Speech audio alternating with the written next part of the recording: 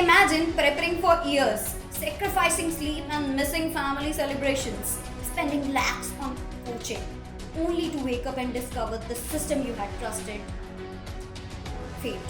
That's exactly how millions of students had felt during NEET 2026 paper reviews.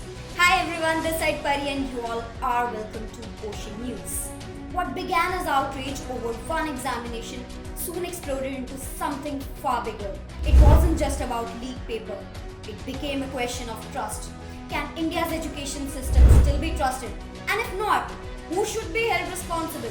Those questions spilled onto the streets, from coaching hubs to university campuses, from social media timelines to Delhi Jantar Mantar. A wave of anger swept across the country. Students, parents, teachers, job aspirants, all are demanding the same thing: accountability. The movement was led by Cockroach Janata Party for 36 consecutive days, and the protest refused to lose its momentum. There were hunger strikes, mass rallies, candlelight marches, police barricades, late night negotiation. Every single day mounted pressure. Every single thing made it impossible to ignore. And then comes the news of victory. Dharmendra Pradhan resigned. And currently, it was a drastic change in political arena.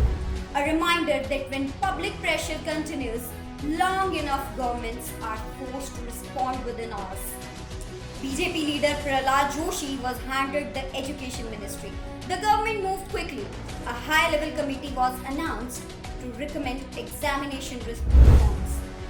Stronger anti-paper leak laws were raised. The examination system was set for review.